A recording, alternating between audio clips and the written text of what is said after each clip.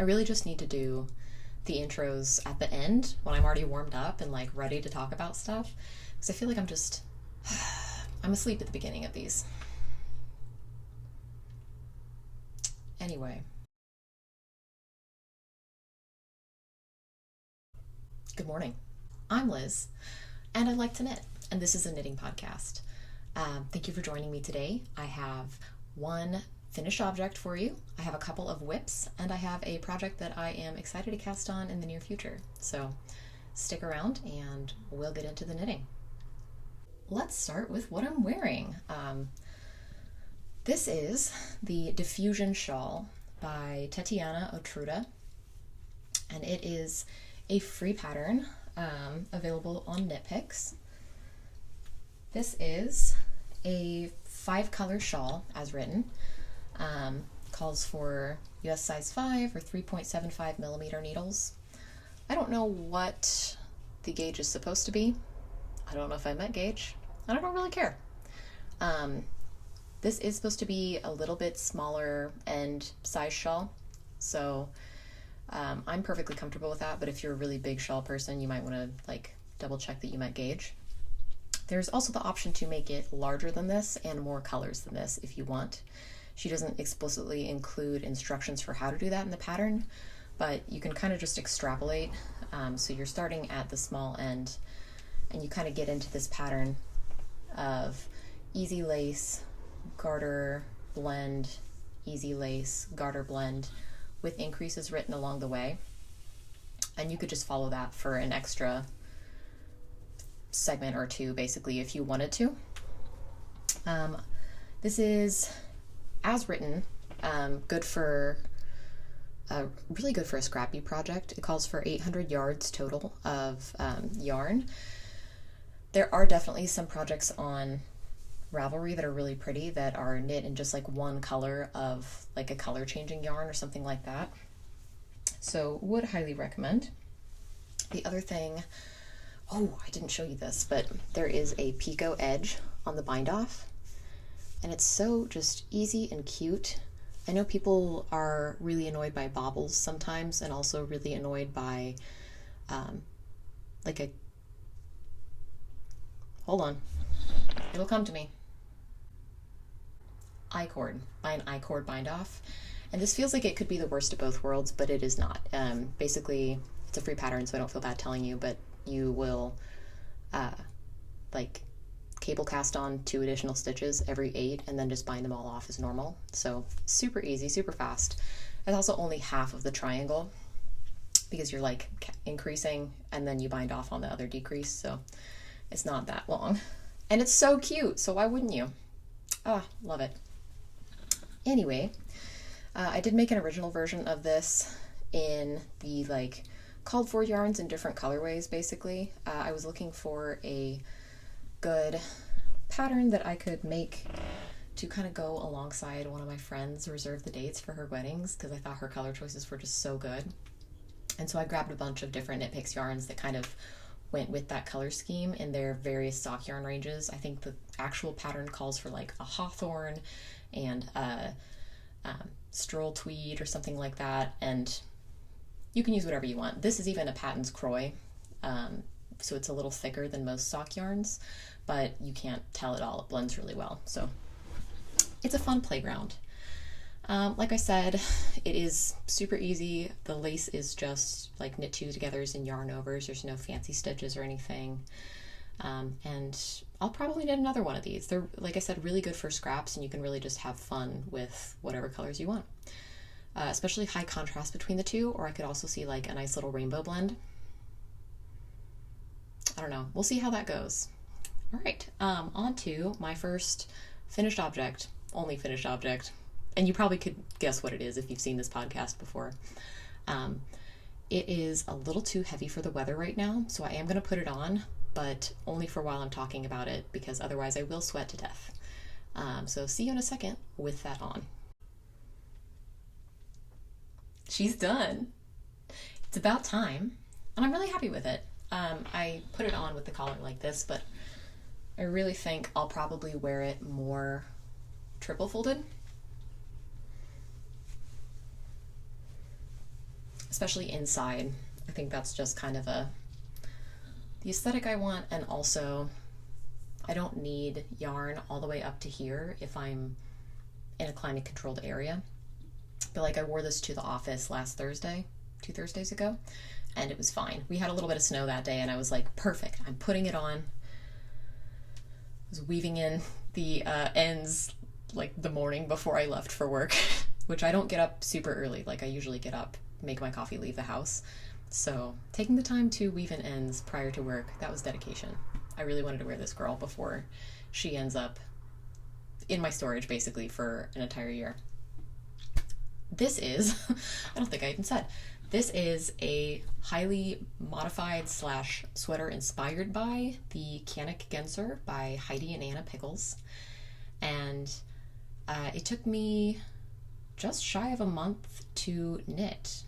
I guess more than that, because I started, according to my Ravelry page, January 20th, and I finished it on February 11th. It's knit entirely on US 7 or 4.5 millimeter needles, so that probably was a little bit of why it went faster than the rest of my projects have been lately. And it's knit in a combination of the Blackberry Ridge Woolen Mill Sport Weight yarn in the color dark bronze, which is kind of more where that like brown part of the marl is coming from. And then the brighter, more mustardy color is from the strand of Drops Brushed Alpaca Silk. I don't know why that was hard to say. Drops Brushed Alpaca Silk in the color Curry. I ended up using 3.5 skeins, or like 350 grams of the sport weight wool, and then 8 skeins, less than 8, because I have 2 entire ones left over and 1 remnants that my cat mauled the ball of. But I bought 10 originally, so like probably 7.5 skeins of the brushed alpaca silk. And it is pretty long. I'm going to stand up. I'm moving away from my mic, so I'm not going to talk as much while I'm standing, but I want to show you like where it falls and give you a little bit of preview of what I'm going to talk about next. So she's long and she's got a split hem, and it falls like I can wear this with leggings pretty comfortably, and it's not a big deal because it covers everything. And that split hem, this is like, I'm wearing high-waisted jeans right now, so this is like my belly button, but I'm not going to wear it with something that's not high-waisted really. Woo. I hope I edit that process out. Me huffing and puffing to try to get a chair situated. Well, it's probably entertaining. Maybe I'll leave it in. Who knows? You'll know. So,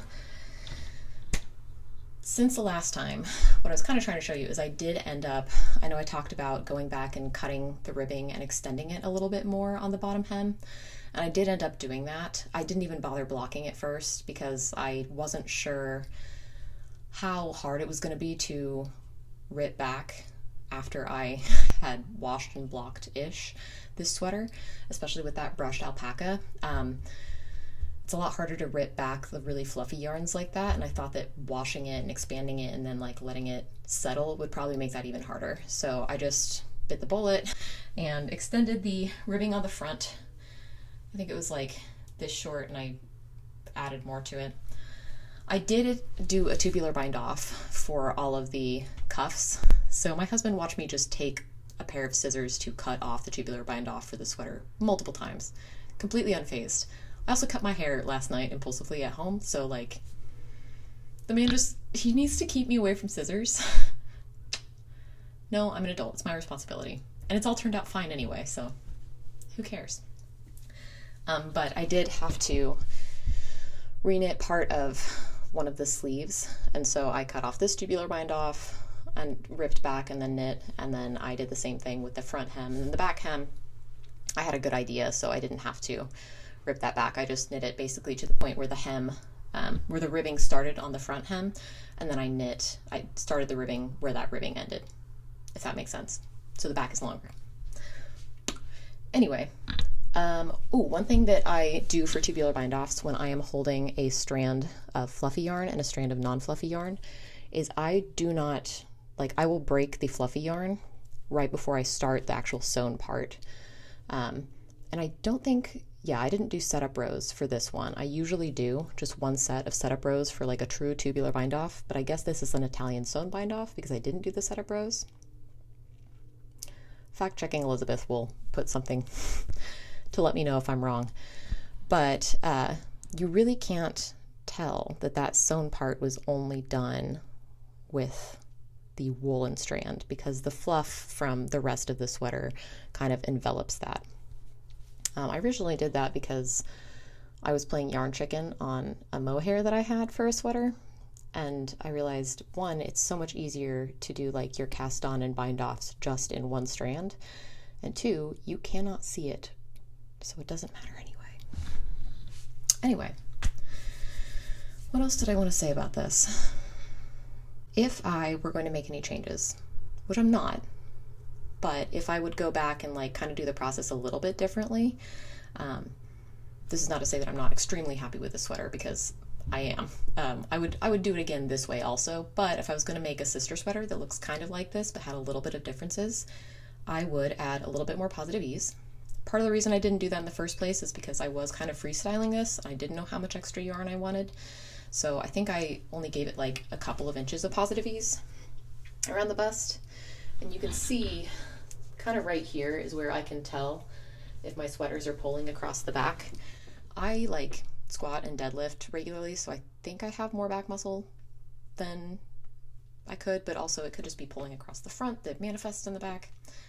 I don't know. I could have added a little more positive ease. I think that would have been fine, and I think it would have made it more roomy, which I would be great with. I also might have done more of a compound raglan. So this is top down in traditional raglan, which is every other row you're increasing on either side of your stitch marker, 1 stitch each side, and it's just exact same consistent rate the whole time. One thing that you might notice if you're looking at this is that I do have a little bit of extra fabric right before the armpit, and what like a compound raglan, for some patterns you'll do, you'll skip increases on one side and then do them like every round later on. And that kind of creates more of a S-shaped rather than a straight like 45-degree angle raglan. And that can help keep you from having this excess like upper chicken nugget area. And then you add it really rapidly where you need it underneath the arms. I hope that made sense. But I could have played around with that. It probably would have taken some ripping back and re-knitting just to kind of get it right, which I didn't really care to do. But it would have made the fit slightly better. Other than that, I really don't have any issues with it. I was really happy that I got to wear it even just once because it is like, it's proven to me, sometimes you don't know if you're going to really like a sweater before you wear it for like a full day. And I like it. I know that for sure now, and I don't have to sit this in my like storage box for the winter and go, I don't know how I feel about you. Like, I will be legitimately excited to pull this out and put it on next year. I also, before I even blocked it, I did sleep in it because we had a really cold night and I had just like cast off and I was like, this is my thickest, most comfortable sweater and it goes all the way up to my chin and I'm going to sleep in it tonight, and it was perfect. So if this gets like absolutely worn very fast, it's because I'm going to end up sleeping in it all winter next year. The other downside to this is that it took 3 full days to dry after I blocked it and like pressed it out between towels twice. It's just dense, which is fine. But I have to be very good about wearing an undershirt with it and keeping it clean so that I don't have to wear it or wash it very frequently, because that's going to take a lot out of my wearing potential if I'm constantly washing this thing. All right, I think that's all I have to say about it. I'm going to take this off because she's warm and she's warm. So see you in a sec.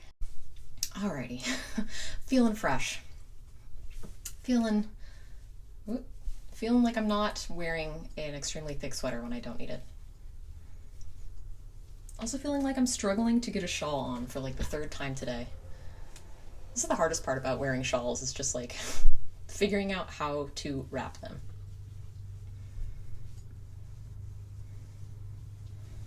Oh, also that sweater pulled out my bun, so you can see my questionable haircut job, but ready for spring. Did some cleaning, cut my hair, cut the ribbing off my sweater multiple times, everything that you do when spring rolls around. All right, let's talk about some whips. I have two that have actually gotten any work since the last time. One of them is entirely new, but I'm going to talk about the older one first. And that is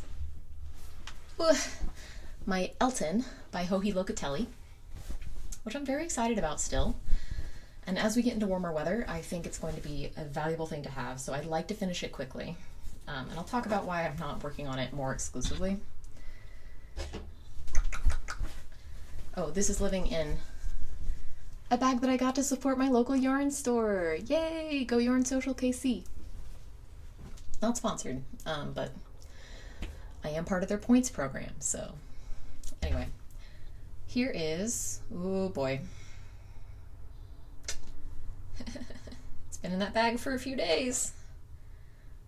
Let's not make a mess of things, Elizabeth. This is why I don't like having projects with two balls attached, especially if they're not attached at the same place, like for color work. It just it looks like spaghetti. And I'm worried about pulling anything, but it's gotta get untangled. Okay, we're in progress. Here she is. So I've got the sleeves joined, or the underarms joined, and I'm just working my way down the body, back and forth. She's a cardigan, so just kind of going at this point. This is a pattern that is written to have a stripe of mohair and a stripe of a fingering weight yarn. They're both called for are the La Bien-Aimée. I don't know what their mohair is called, but the other one is like a singles yarn. So it's a little different than what I'm using, but I think it will work out just fine. The two yarns that I'm using for this pattern are, I have a free skein of this one. The fingering weight yarn is the Kim Dyes Yarns Sourdough Sock, which is a 80/20 superwash merino and nylon. And it's 100 grams, 400 yards, standard fingering weight yarn. This is the colorway Tan Tartan, and I got it at my local yarn store. It is from their local yarn store club. It's the June 2023 colorway, and it's really pretty. I was looking specifically for something to go with the mohair that I already had that I thought would complement each other nicely, and I think this is doing that pretty well. This I got on sale. This is the Lana Grossa Silkhair Haze degrade.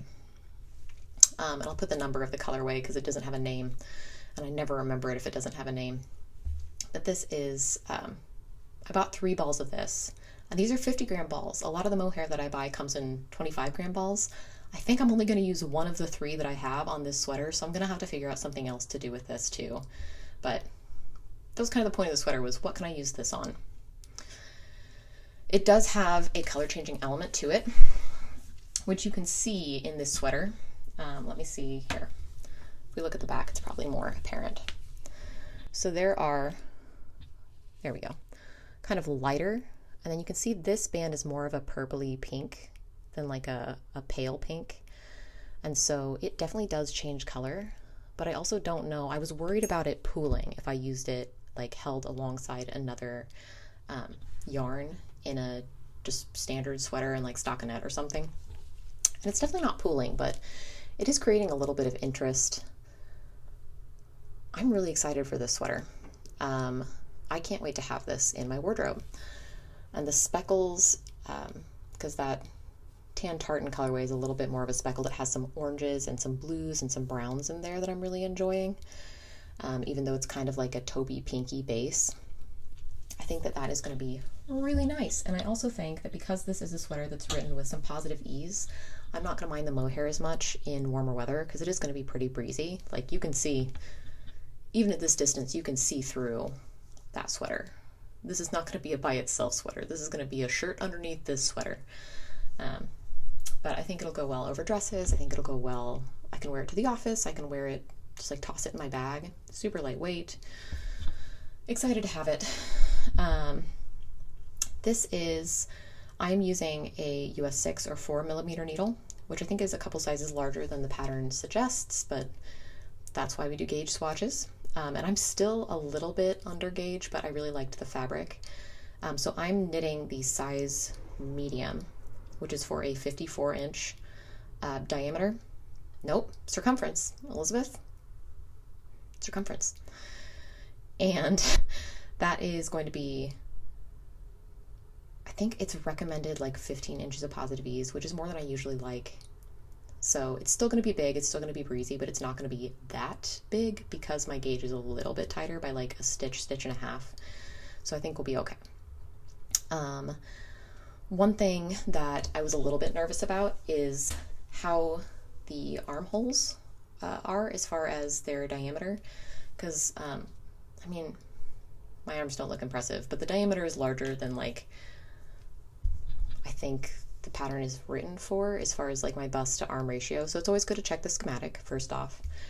And this is really easy to modify because all it had you do is you cast on the back, you knit to a certain length, you cast on the front, you knit to a certain length.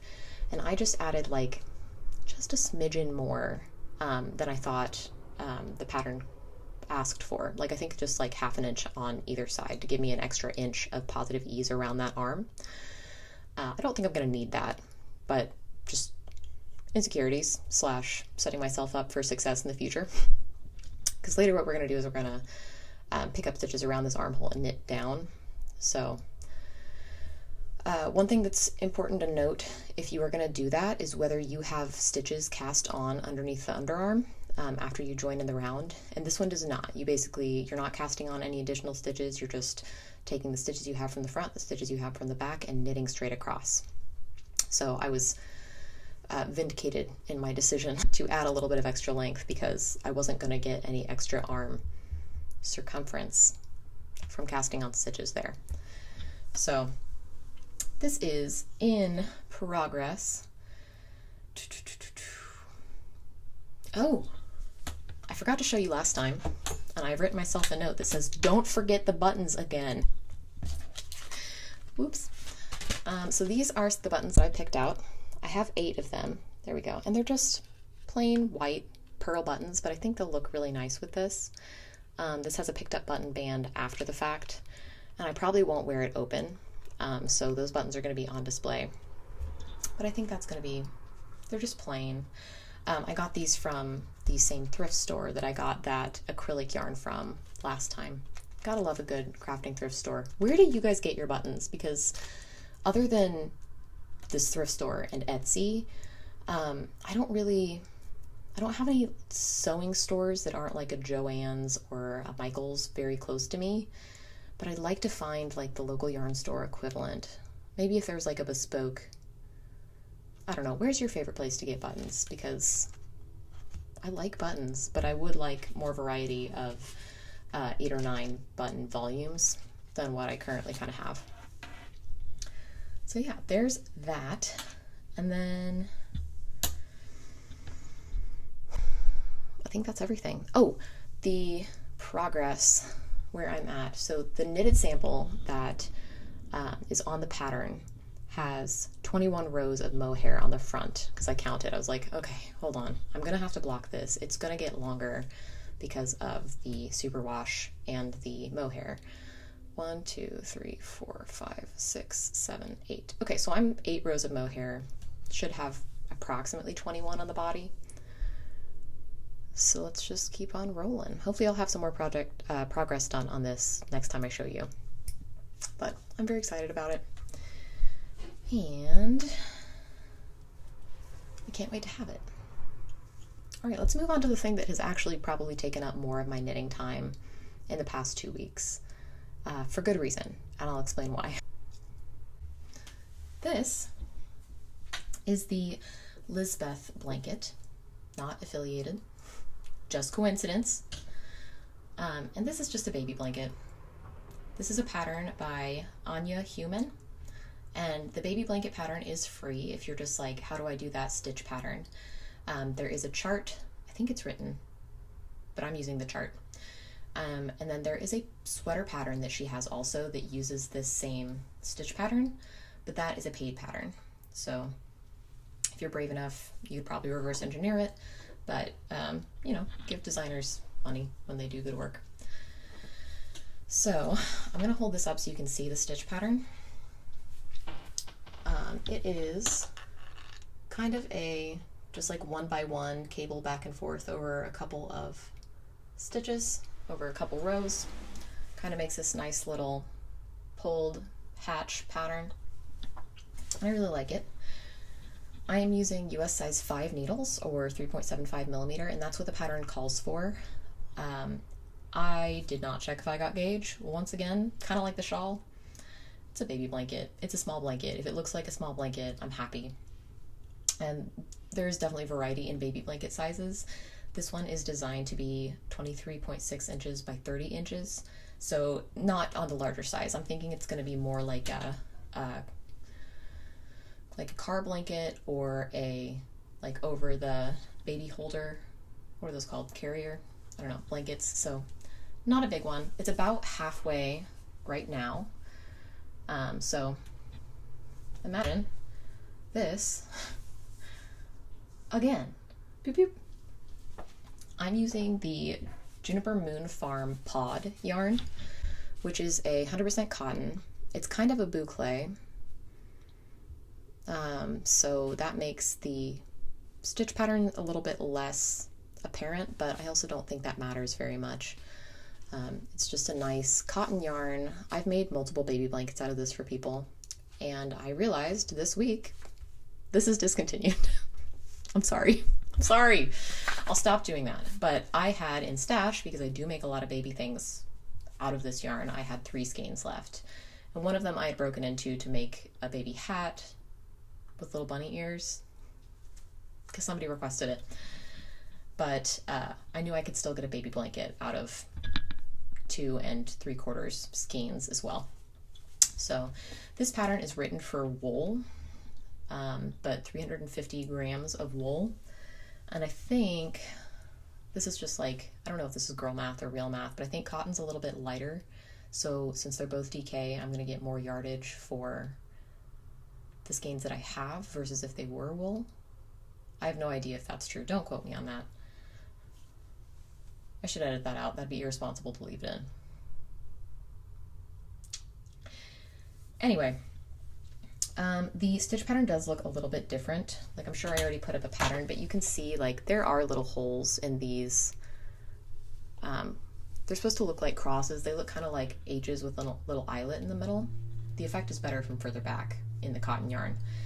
And I think part of that is the wool. I knit pretty tightly, so I don't think it's that I'm not cabling as tightly as the sample was made in. I think it probably has more to do with the yarn itself, because that boucle keeps it from working out quite as smoothly, and also it's cotton, so it doesn't have memory. It doesn't try to pull itself back into place. But it's a baby blanket, and the baby's going to be due next month, so that's going to be more use into spring and summer. So I'm not too worried about it being like just the warmest, densely knit blanket possible. One thing that I don't love about this pattern, that I haven't knit this pattern before. I have a go-to baby blanket pattern that I'll put over here. I forget what it's called right now, but it is reversible on both sides. And so I like that. This has definitely a wrong side and a right side to it, which the baby's not going to care about. And it's nice and smooth on both sides. It just looks better on one side. So that's one thing. I do like a reversible baby blanket. I have a couple more in my queue that are, I think, also free patterns that would be great, but I like this one. I wanted to give it a try. This is a very potato chippy pattern because it's super easy. You don't need a cable needle. She gives you instructions on a specific type of, I've used this exact same instruction before for the fold line sweater by Nora Gone. She gives the instructions as well of how to cable without a cable needle for just this 1x1 crossover. And it's so easy. Like, you don't even have to break your concentration for doing that motion. So it's not like a kind of some cable patterns can be a slog for me, where I'm like, okay, now I have to think about where it is. I have to, if you're knitting in the round, sometimes I have trouble telling when I need to do the next cable because I have trouble like telling which row the actual cable occurred on. With this, since you're knitting back and forth, like between one cable and the next cable, at most you're going to have 3 things. So as long as you can tell like which knit row is the row that you're supposed to knit all the way across, which you can kind of just eyeball by distance from the last time you cabled, it's super easy. I'm not needing a stitch marker or even at all. And basically you're doing one of these X's and then 3 rows and then 3 rows for the X, and then so it's really, it's like, oh, I'll just do one more of those little, well, I'll just do one more of the full two cable chunk repeat. And, oh, I could do another one. I could do another half one tonight. So it's going probably not as fast as for some people, but like I work full time and I haven't really been able to knit at work at all this week. There's been a lot of like things to do that I have to be typing during meetings for and things like that. So that's fine.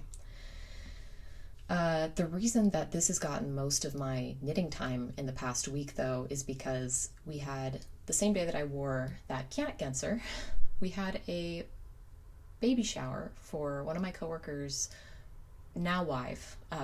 They got married over the weekend afterwards. At the time, she was just his fiance. But we had a baby shower for her. And I've never been so irresponsible as to be like, I'm definitely making a baby knit for this person. And I don't have it done by the time that the shower is. And I definitely did that for this. So I'm racing against nature. I gotta finish this before his wife finishes her whip, which is the baby. So one of them's significantly easier. This one, no problem. Also, if I mess up, easy to fix. Babies, a little bit harder. So hopefully she's, you know, everything's going more carefully and I'll have this finished well in advance. This was all in less than a week. So I think that definitely in the next week I'll have it done. I probably won't show it to you in its finished state in person on this podcast because of that. I will just take some pictures before I give it away, because I'll definitely have given it to them before 2 weeks from now. The other thing that I'm thinking about doing with this is they have already picked out a name and they've shared it. And so I'm thinking I have both pink and purple leftovers in this yarn from other baby blankets that I've knit. And I think that just a little like embroidery of her name in cursive on the corner would be so cute. So I might do that. I'll show you pictures. I'll let you know. I might do it and then rip it out because it looks silly or because I didn't do it neat enough, because I don't do a lot of embroidery. But that is, I think, everything for this. Oh, I don't think I told you the color of the pod. I probably put it on screen, but this is color 4. There is a brighter white than this. Again, it's discontinued, so it's just a matter of if you can get your hands on it, but it's just kind of the off-white, kind of warm. Their nursery is like angel heaven themed, so I was like, oh, it's cute. It's like a little cloud. It's perfect. So that's that. All right, let's talk about what I want to cast on soon. Alrighty, so I have this swatch. I've shown you this yarn already. This is the Refine by Cascade yarns that's made with recycled 75% superwash merino, 20% nylon, and 5% viscose. And I bought this and I was like, oh, it's going to have some cotton content. It's going to be great for summer. I was wrong. Just got too excited. But it is recycled, it is soft, and I still think it's going to make a really good summer garment because it's fingering, and because I can knit it loosely enough, and because half the time in the summer I'm just in an air-conditioned office anyway. So unfortunately, it probably doesn't matter too much. But I did swatch with this. The yarn says that it is recommended for needle size 1 through 3, or 2.25 millimeter through 3.25 millimeter. And I swatched with a US 4, 5, and 6 because that seems to be the theme lately. And honestly, I'm happy with all 3 of these. They're all equally kind of see-through with the light. You can see with the light from the window there kind of showing. And they're all nice and drapey. I think that the US 6 is probably what I'm going to go with, just because it's not any more see-through than the other two to my eye, and that'll offer the most drape and the most shirt and the most lightweight fabric for my yarn. I do have 2 skeins of this, which comes out to, oh, that's less than I thought, or more than I thought. I was looking at patterns yesterday and I thought I'd be playing yarn chicken a little bit more. But this is 503 yards a skein, so just over 1,000 yards. So probably doing pretty good. Also, this is the colorway 8, which I believe is called Denim. It's not super denim. I don't wear light wash denim though, so I guess it is denim if you wear light wash. All of my jeans are like, these are as light as I have. That was fun. So it's pretty. It's more of just a light blue to me though. A couple patterns that I am thinking about for this, because I'm getting about like a 24, 25 inch gauge, 25 stitch gauge. And I've got 3 options that I'm interested in knitting. And I have one that I think is going to be the winner, but I'm also would love some feedback of what other people think if you see any red flags with these. I'll probably knit all of them at some time or other, but the question of what this yarn specifically is going to become is the one that I'm trying to determine today. All right, so the first one that I'm thinking about, and probably the lowest contender, is the Muutos tee. Not sure if I'm saying that right, by Fraulein Statisch, and it is a summer top, basically. It has some A-line waist shaping. It has some optional ruffle sleeves, which add about 200 yards more on your yarn requirements. So I think I would really be cutting it close if I knit this one. This one is knit top down, and it kind of goes from like a circular yoke to a raglan underneath the armpits. So circular yokes don't always fit me the best, but my other 2 summer tops that I have, which is the Anchor Tee by Petite Knit and the Ranunculus, of course, those are both circular yoke, one circular yoke plus some raglan at the end. So those fit fine. So I don't know why I'm beefing about it. But I'm not 100% confident in what this pattern is telling me as far as yarn requirements, because it's a little bit confusing. The listing in Ravelry, like the details up at the top of the page, says that it is a light fingering and a light fingering making a sport yarn. So I would hold this double, which I don't have enough to do. Or it would, like in the details, it says a lace and a lace, meaning a light fingering, or you can use a light fingering single. So if I don't want to worry about that, I probably just won't pick this pattern. Or I can buy more of this yarn also. That wouldn't be a problem. I probably couldn't get it on sale again, but I could still get it. But that's kind of the only thing where I'm like, that seems like the right amounts, but I don't think I can trust it wholeheartedly, and I may run out. But I love the little ruffle sleeves on it. I love the little details on the yoke. Like, it's really cute, and I would really like to have this top. It does recommend 3 to 7 inches of positive ease, which you don't have to stick to. You're an adult. I'm an adult. And the bust circumference range is the best for this one. This is a 34 inch to a 65 inch bust range. So of the 3, this is the best. The second one that I'm considering is one that I've actually knit before, and one that is a free pattern, which I love. This is the knit t-shirt by Purl Soho.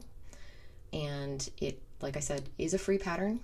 It doesn't have a suggested ease on it. They do have like a little blurb on their website saying like, here's what you might think of when you're choosing how big of a pattern you want because of positive ease and negative ease, which is great. I love letting people choose their own adventure. This pattern is a little bit older, and the bust only goes up to 50 inches. So that's not great. If it were a paid pattern, I would be more upset about it. But it is what it is. It is a bottom-up construction, which I don't mind, but other people mind if you're thinking about making this. And it is a kind of a set-in sleeve that you pick up and then use short rows to make kind of a sleeve cap, which I love. Like, that sleeve is the benefit of this shirt for me. I have used the instructions for that sleeve on a pattern that I've freestyled before, just like with different numbers, but it's a really good fitting sleeve for me personally. And it's really easy to follow. So I would suggest that if you're looking for a easy, free sleeve instructions sort of thing. But I think that that would be probably the best of these patterns to really just enjoy this yarn, make a very versatile top.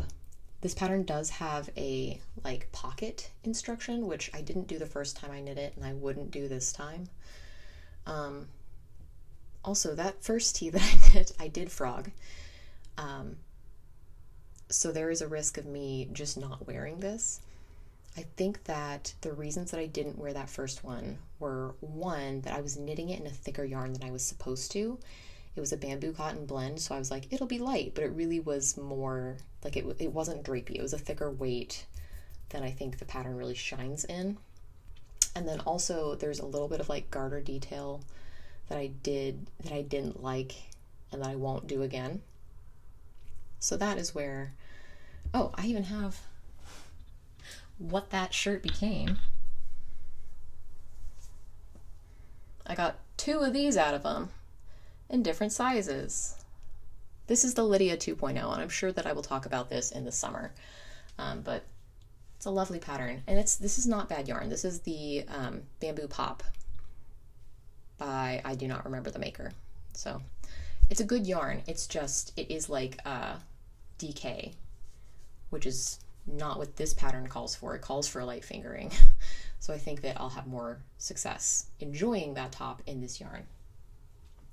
The last option that I'm thinking about for this, and that's solely because I just like was searching, there's hair in my mouth.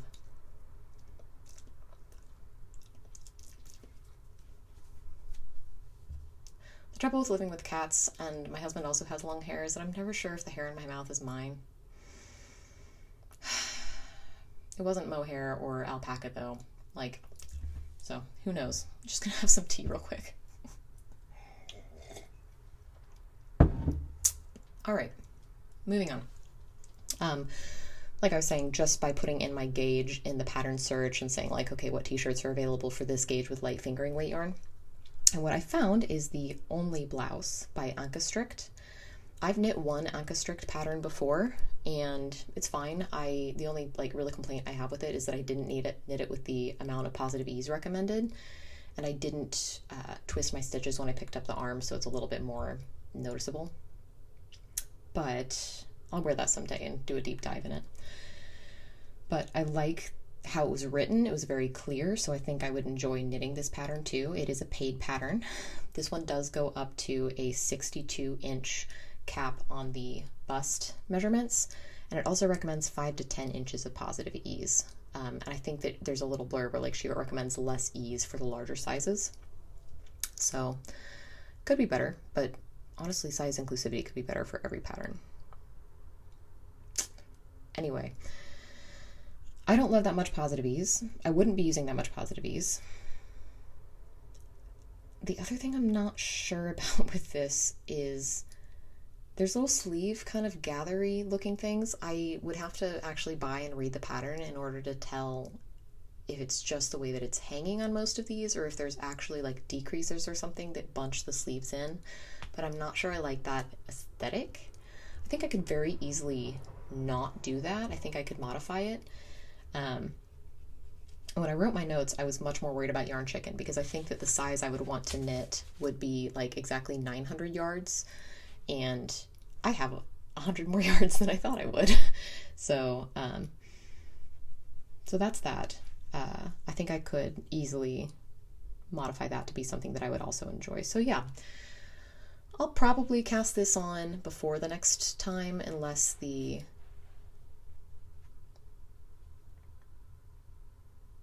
I'm running out of brain space, aren't I?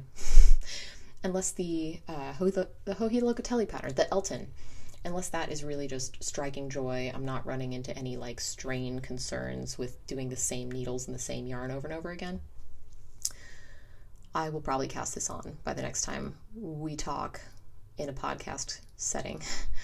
On that note, I did release my first video that wasn't a podcast last week, and I think it got good reception. I hope some people watched it. It looked like a lot of people watched it, but not very many people commented on it, so I'm not really sure how people feel about it. So if you liked that, if you are interested in more videos like that, let me know. I had a lot more fun with the editing that I normally do. I don't think I'll do that for this video. You'll know already by the time you watch this. But I think that those videos are probably going to be a little bit more polished if and when I continue to do them. But I think it's sustainable to do those on my off weeks from here. So who knows? Anyway, that is all the knitting I have for you today. I don't have any acquisitions, thankfully. Gotta keep the budget in check. So that's all. Thank you so much for joining me. I hope you're having a great weekend, week, evening, morning, whenever you're watching this. I hope that you're knitting something that makes you happy, and I look forward to talking to you in a week, and then in 2 weeks for the next podcast. Take care, and happy knitting.